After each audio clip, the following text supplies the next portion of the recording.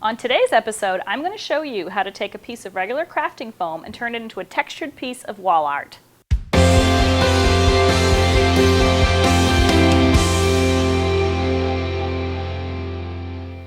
So I've discovered an easy way to add texture to a smooth foam block with a rubber stamp and a hammer. You could use a wood-mounted stamp. I like an unmounted because I can control a little bit more exactly where the stamp itself is on the block. You want to put it on a safe surface, place your stamp in the area you want to texture, and then begin to hit it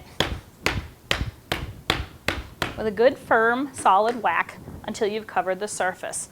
Then when you're ready to go to the next section, just align it there and continue.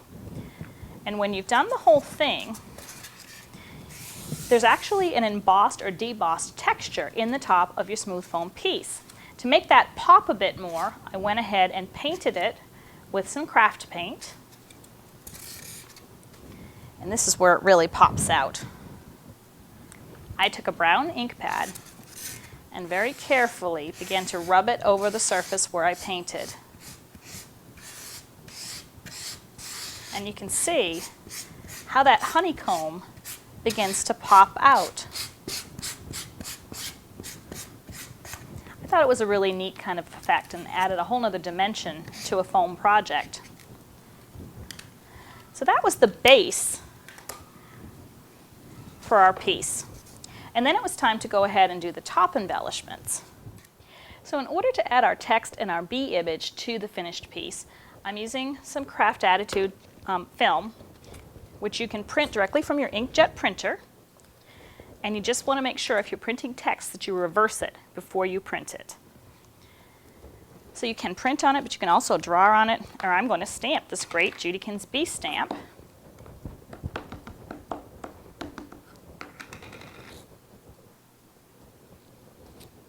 Once your bee image has been stamped and allowed to dry, I wanted to add color to his body. You do need some sort of permanent marker. These are waterproof, smudge-proof. A water-based marker will just blur and wipe off. And I colored the areas of his body that I wanted colored. And then I went ahead and used my paper trimmer to cut it out into a rectangular shape. To mount our pieces that we did on the Craft Attitude, you just use a glue stick. Just cover the area, and then it peels from the backing.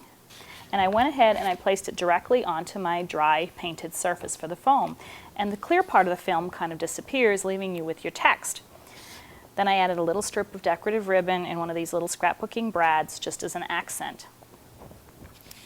To go over to our main focal image, it's the same process. I use the glue stick to mount the stamped and colored bee image to a piece of burlap. And it kind of disappears against that too, leaving you with just the bee image. And I layered that onto a piece of a patterned paper, which I inked the edges with a little bit of black.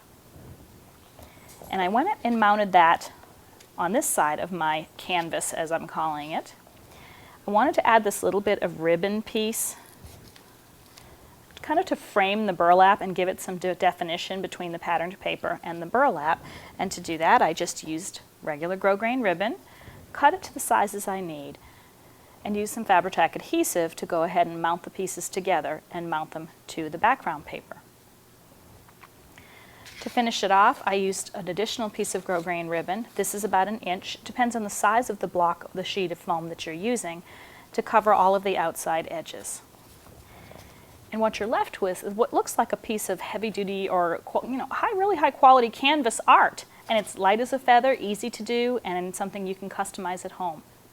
I hope you enjoyed this fun bee-themed project, and please stay tuned to the next episode of Behind These Eyes for more crafty ideas.